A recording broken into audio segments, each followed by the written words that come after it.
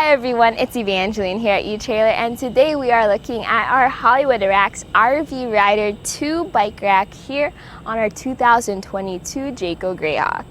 So you're going out for a trip, you have your RV, and you also want to carry your bikes with you.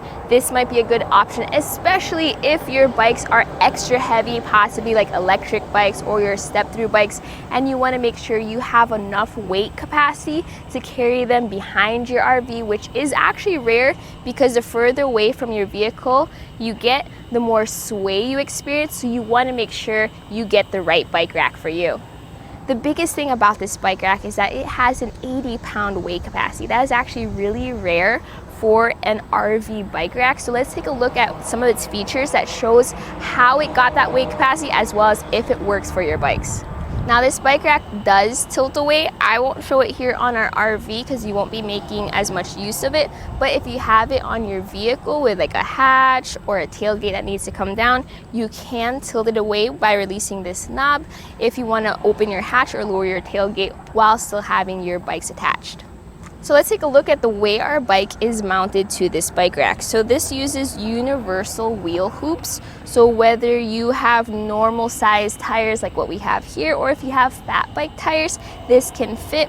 Now the maximum width for these wheel hoops are 5-inch wide tires for your fat bikes. And we have 2 straps on each end holding them in, and these have adjustable wheel hoops, so those wheel hoops can move back and forth. So if you need clearance between your seats and your handlebars on both of your bikes, you can move them back and forth. Just rotate this knob to loosen your universal wheel hoop, and then you can move them up and down the tray. Now the maximum wheelbase this can accommodate is 60 inches. This utilizes a frame mount clamp. So rather than the traditional hook that comes down, this is a clamp that can be adjusted. Now, this can also be used with carbon frame bikes. Just make sure if you do have a carbon frame bike to clamp it by the seat post instead of the carbon frame. Now that clamp is kind of tricky to use. You do have to push it in order to move this clamp up and down, and then you have to tighten it down by rotating it. So you loosen it by rotating it counterclockwise and then tighten it. But notice also how we have this lock core right here, so that's going to be what secures your bike.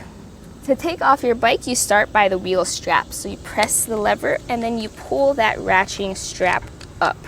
So that's one strap, and then you go over to the other side and do the second strap.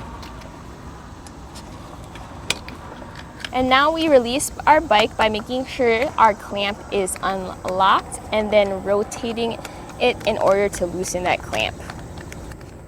Once you have that clamp released, what I like to do is I just like to press into it and then move it over to the side. That way it's out of the way of our bike, and then I can just grab our bike up and over.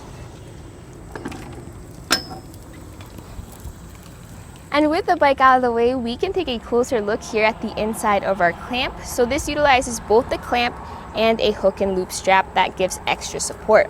So inside our clamp is this rubber padding, so that's going to help provide grip as well as make sure it doesn't add any scuffs and scratches to your bike during transport. You're going to have to make sure to use this hook and loop strap to stabilize or support your bike so that as this clamp is on there, this is wrapped around there. And with your bike off, you can also lower the mast as well as fold up the bike to make it a little bit more portable. So first we'll lower that mast. We'll do this by rotating this knob right over here. That knob is actually holding in our bolt, so just push that bolt out and you can see how this lowers. Don't forget to secure your mast in the lowered position by lining it up with the other hole and tightening it down with this knob.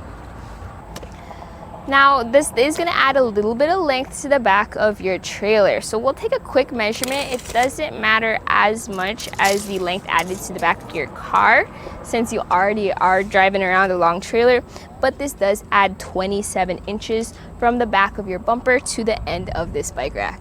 To fold it up, all you need to do is to remove this knob as well as the bolt it is holding onto. So that's going to release it so that you can fold up your bike rack. Lift up on the bike rack until you have it lined up with the other hole at the bottom.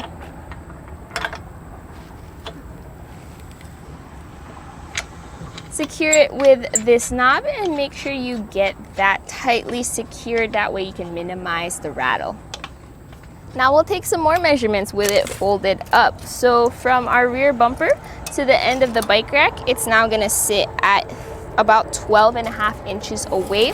Also, notice how close it gets to the ladder. I do like how it clears it. Sometimes on some RVs, we don't get enough distance away from the ladder, but it's nice to see that we have about 1.75 inches of clearance between the two.